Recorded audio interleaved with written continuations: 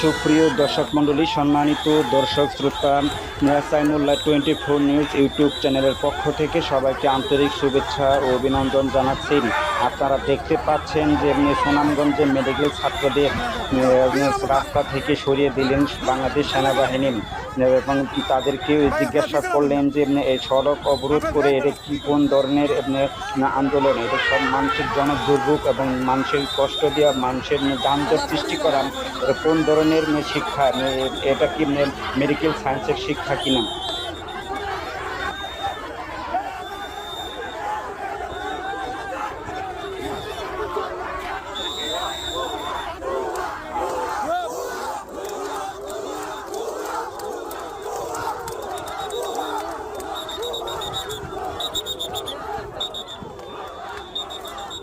বাংলাদেশ সেনাবাহিনী মেডিকেল ছাত্রদের শিক্ষা দিলেন যে সড়ক অবরোধ করে এটা কীরকম আন্দোলন, যে মানুষের জনদুর্ভোগ সৃষ্টি করা। একজন মেডিকেল ছাত্ররা যদি সড়ক অবরোধ করে আন্দোলন করে তাহলে মানুষের জনদুর্ভোগ সৃষ্টি হবে এবং মেডিকেল প্রফেসরদের উচিত শিক্ষা দিলেন যে আপনারা কি শিক্ষা দিয়েছেন যে মেডিকেল ছাত্রদের, যে ছাত্ররা সড়ক অবরোধ করে জনদুর্ভোগ সৃষ্টি করতে পারে, আপনারা কি শিক্ষা দিয়েছেন, আমাদের কীরকম শিক্ষা আপনারা কি দিতে চান, এইভাবে কি শিক্ষা দিয়ে ঠিক হয়েছে আপনাদের, ভালোভাবে শিক্ষা দিয়ে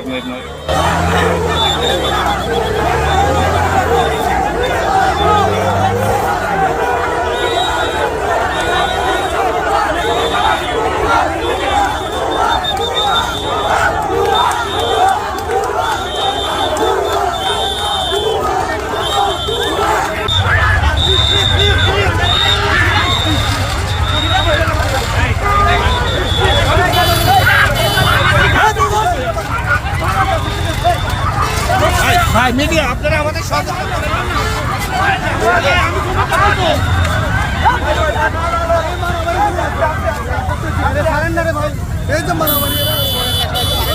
এখনো যথেষ্ট পরিস্থিতি তৈরি হয়েছে একটা ছেলেকে গ্রেফতার করার মতো, কারণ সে তো রাষ্ট্র বিরোধী কাজ করছে। আমি বলবো কারণ রাষ্ট্রের যত রকম কার্যক্রম সে বন্ধ করে দিচ্ছে। আমি কি বুঝাতে পেরেছি? এভাবে বুঝাতে হবে, তা নাহলে আপনাদের এই যে সব পুরো মিডিয়া আছে এদের সামনে কিন্তু আপনাদেরকে ব্যর্থ প্রশাসক মনে করা হবে। আমি সেটা চাই না। সবাই আপনারা টিচার, আমাদের শ্রদ্ধান্য।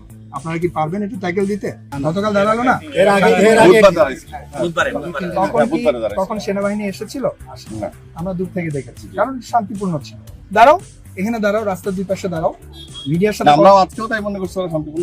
মিডিয়ার সাথে কথা বলতে চাইলে মিডিয়ার সাথে কথা বলবে। এখানে সকল মিডিয়ার ভাইরা আছে, অ্যাটেনশন যেটা গ্র্যাব করার করছে এখানে না কেন? আমি যে এখন কথা বলছি মিডিয়া অ্যাটেনশন পাচ্ছে না, তাহলে ওরা এখানে দাঁড়ায় কথা বলতে কি সমস্যা? লোকজন, অ্যাম্বুলেন্স এগুলো আটকায় মানুষের জীবন বিপন্ন করে কথা কেন বলতে হবে? এই শিক্ষা কে দিয়েছে ডাক্তারদের? আমি তো বুঝলাম, আমি কি বুঝাতে পেরেছি? আপনারা প্লিজ ওদের সাথে কথা বলেন। সেটা আমরা এগ্রিও করতেছি না যে তারা রাস্তা বন্ধ করবে, এটা ঠিক, এটা করা যায়।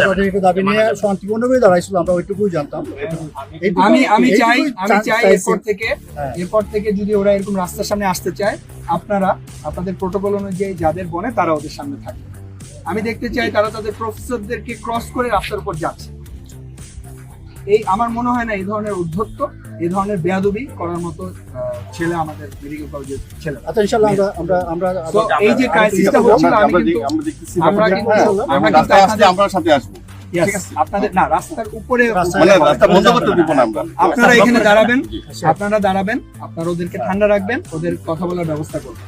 রাস্তার উপরে হবে শান্তিপূর্ণটা হঠাৎ করে তো বিশৃঙ্খল তৈরি হয়েছে। শান্তিপূর্ণ হঠাৎ করে বিশৃঙ্খল হয়নি।